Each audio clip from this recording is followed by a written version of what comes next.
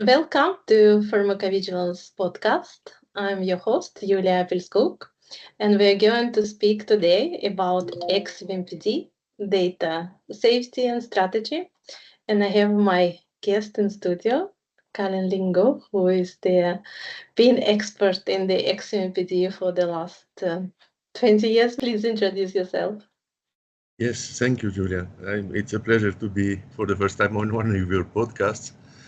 So yes, my name is Calin Lungu. I'm a medical doctor by training, and I've been involved in the training on the EMA systems since 2004 for the EudraVigilance safety reporting, and since 2006 for the XEVMPD. I've been also teaching the authorities how to use EVDAS, their own version, for 4 years. And apart from that, I'm a quality assurance auditor, an independent auditor, and I'm involved on a daily basis with these EMA systems that keep getting more and more interconnected and probably also a bit more complex. Perfect. Yes, I read you run more than 165 audits, so it's really impressive. And I think I've been in your XEVMPD training in 2013. So can you please explain what's XEVMPD and why it's important for pharmacovigilance? In 2005, it became mandatory to report electronically post-authorization cases, and a little bit earlier in May 2004 to report SUSARs electronically, which not many people did. And then in 2006, the EMA has equipped themselves with this EudraVigilance data analysis system, in which they essentially, like today, look at the drug event combinations. So the events they had from the safety reports, but there was no comprehensive drug dictionary to be able to associate all these adverse drug reactions to medicinal products. In addition, there was no such thing as a European-wide dictionary of authorized medicinal products, investigational medicinal products. So the idea was that, right, now we have to have also a dictionary with strict rules in place to collect all the information on medicinal products. And this became a requirement as of 2nd of July 2012, date of which marketing authorization holders had legal deadlines of 15 days to enter every newly authorized medicinal product in the dictionary, and also 30 calendar days to notify any change to the terms of the marketing authorization for authorized products. The content of this dictionary, which is also called Article 57 database, simply because the requirement to have it comes from an Article 57 of Regulation 1235 of 2010. And it's called XEVMPD because it's an acronym of Extended EudraVigilance Medicinal Product Dictionary. So the X is the extension, the number of fields that were added to the mandatory fields of the product in July 2012, and then on a smaller scale between June and December 2014. So nowadays it's in full gear. It's also used by sponsors of clinical trials because they also have to use, since 31st of January exclusively, the clinical trial information system to make clinical trial applications and notify different steps in the life cycle of a clinical trial. And in the clinical trial application, one of the sections is the investigational medicinal product, which they have to search for in the XEVMPD. So if they didn't enter it in the XEVMPD, they don't find it, they cannot complete their clinical trial application form. And what comes next is called, and is already existing, is called SPOR. This is an acronym of four names: Substance, Product Organization, and Referentials Management Services. And in parallel, the EMA is also concerned by a large project of master data management, meaning they want to have one verified source of data that can be used across all software and systems that are available to apply for a new marketing authorization, to notify shortages of medicine supplies, you name it. So this P part from SPOR, the product, is the one that is now has evolved in what is called PMS, Product Management Services, which actually will source information that is already existing in XEVMPD and migrate it into the ISO IDMP standard in PMS. And in PMS, gradually marketing authorization holders will be able to make additions to the information that is not required today in XEVMPD. Okay, so maybe just for me to summarize, it's coming from the Article 57, from the regulation, and we're moving from XEVMPD to SPOR database, correct? Yes, yes. Yeah. I mean, these are 4 databases, in fact. Yes, SPOR, what is the abbreviation for this? Substance, product, organization, and referentials. Okay, perfect. And what are the main changes since January this year? We've seen a lot of communication from MI, and what's the MIH need to do? Well, first of all, when you submit any medicinal product to XEVMPD, you receive a first acknowledgement, which is very quick and is a technical acknowledgement. It's a machine-generated acknowledgement, just saying that it passed successfully the technical rules. After that, there is a 100% human verification at the EMA level against the attached document, which is either the SPC or the pill of the product. And then a second acknowledgement is generated, which comes into the inbox if you are using the web-based application or the gateway, with the name ACVAL, acknowledgement of validation, and then the unique code of a product. So in these ACVALs, there can be 2 things. Either that the EMA has accepted the version that you have submitted as it was submitted, or that they made changes. So if they made changes, the MAH needs to go and verify that they understand the changes and they agree with the changes.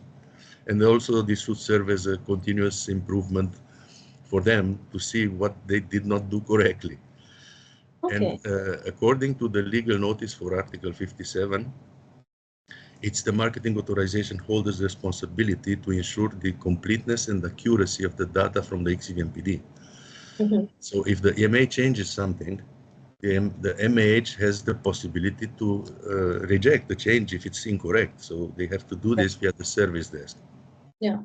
So to summarize, we have new requirement for the clinical trial for the sponsor and MIH, and then XMPD is still there. It's not disappeared. We're still here in 2025.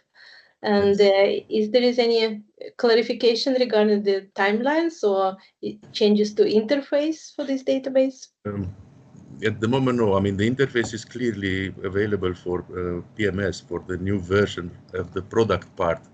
And there already marketing authorization holders have some deadlines, but also can do things. And one of the first things they need to do for all the products which are on the Union list of critical medicines by December of this year, to submit structured pack size description and also manufacturing business operations. So this will help GMP inspectors to know where to go when they need to go. And those manufacturing business operations are defined by one of these references. There is a list which is maintained by the EMA, and they will be linked to organizations which are in the OMS, in the other database of organizations. So this they have to do by December 2025. They need to also, for centrally authorized medicinal products, to notify the marketing status in another software which is called IRIS, which takes information from XEVMPD. And once they have done that, they have to also notify the European Shortages of Medicine platform about any foreseen upcoming shortages of medicines or discontinuations and things like this, diversion from products. So these systems are interconnected in such a way that if you don't do them in the right order, you cannot actually do the job. For example, for the European Shortages of Medicine platform, if you want to do a report of shortages, you need to download the template containing all of your products only if their marketing authorization status was notified in IRIS. Otherwise, even if they exist in XEVMPD, they will not show up.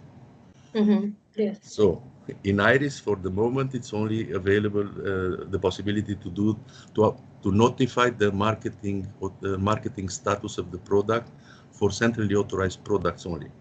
So all the other marketing authorization holders are waiting in line until also the non-caps and the DCP, the MRP products are available to update their marketing status in IRIS, so they can also complete the European Shortages of Medicines platform notifications. Okay, so what's the timelines for the MRP and DCP procedure? Well, that's the problem, because I don't know about any timeline like that. They are working on it. They are working on a lot of things in parallel. I'm not aware of any timeline except this one of December 2025 for manufacturing business operations and package description in PMS. Yeah, that was communicated. Okay, thank you. If we do the MAH transfer to another company, so what MAH need to think, what data need to be recorded? Well, we have here two scenarios. In EudraVigilance, you have headquarters and then subordinated organization, affiliates, and so on. So if the transfer occurs between organizations under the same headquarter, then it's a simple update operation that will just go in all the products and select the new marketing authorization holder from the same group, because the products belong, all of them, to the headquarter. Now, if you transfer the marketing authorization to a company which is not under the same headquarter, then this has to be done in two steps. The one that gives it away needs to update the product with an operation which is called invalidate marketing authorization, and choose the date when this is not valid anymore, and the authorization status not valid superseded by marketing authorization transfer. Then they need to give, because each product has a unique number, an EV code is called. They need to communicate this EV code to the new marketing authorization holder, who then needs to insert a new product with them as the new marketing authorization holder, the authorization status valid transferred marketing authorization. And in order to have a historical link with the invalidated product, they need to provide in a specific field previous EV code, the EV code of the former product that was invalidated. So like this, there is a traceability. And when they enter this EV code, there is a live verification, and only correct ones can be selected. Okay, thank you. Yeah, there are a lot of updates, and I remember your very nice presentation last year for the MIH that it's happening now, because we've been waiting for a long time. So what is expected for Q3 and for Q4 this year? What's MIH need to do? Well, not much more than they had to do until now, except the package description and manufacturing business operation in PMS, and to continue to verify their products. And also, one thing that people were not really understanding in 2012 is, according to the technical rules of XEVMPD, you have business rules requirements and technical rules requirements. So the business rules requirements are not flagged in XEVMPD like an error if you leave a field empty. But then you receive communications from the EMA, for example, for the master file location. That's not technically mandatory, but is business mandatory. So these sort of things, they need to understand that. Yes. And what about if you change the QPPV or PSMF location? So how do you do it? That's not complicated. I mean, if you change the PSMF location, you just do an update to the PSMF, and automatically all the products links to this PSMF will be updated. Okay, because great. You see, the concept is like what you see behind me here. Imagine this is XEVMPD. So you have one shelf where you have the authorized products. You have another shelf where you have the master file locations. So there's a link between all the products in this master file location. So if you update the master file location, because of this link, all of the products are automatically updated. And there is also a shelf with the QPPVs. The only difference is that on these shelves that I first talked about, you can put books, items on them. For the QPPV, no, you have to add them via the EMA account by requesting a role additional QPPV if you need that for the XEVMPD. And then once that is added, then you update all the products by selecting this new QPPV. Okay. And there was an issue, if you remember, in Barcelona. There was a question from Elspeth about MHRA requiring a UK marketing authorization holder to notify the QPPV to the XEVMPD. Yeah.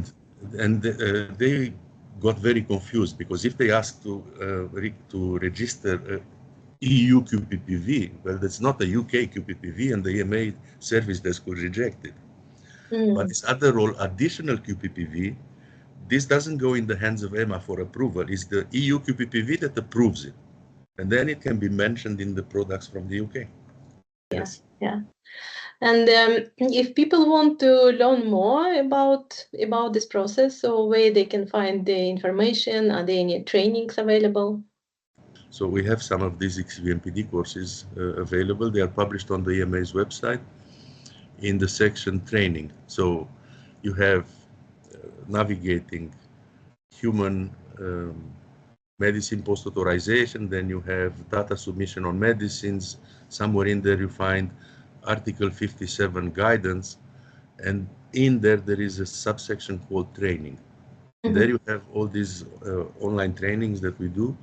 There is also the possibility for people to go to this self-training, if you want, where they listen to some recordings and then they do the knowledge evaluation. It's available for maximum 5 persons per organization. Any advice to our listener, any tricks that you want to share to watch out or to be aware, or anything could help them? So for PMS, there is no such training course like we have for XEVMPD. I'm not sure why, because this is much more complex than XEVMPD. But they have info days, question and answer sessions, webinars, and they are broadcasted by WebEx.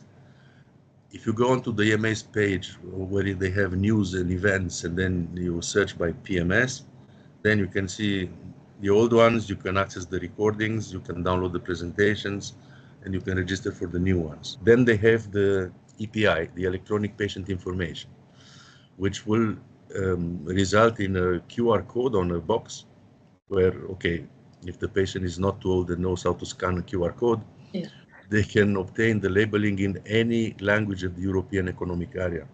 Mm-hmm. So that's a good idea, because many patients struggle to read these small print pills in some countries where they have multiple languages. Yes, indeed. Great. Thank you for joining us today and this great discussion on the XEVMPD. And a big thank you to my guest, Calin Lungu. Thank you for joining us today. Thank you, Julia. No step too small, no voice unheard, no patient lost in a single word. We stay alert, we do our part. Safety for citizens, close to our heart. It's in our DNA, safety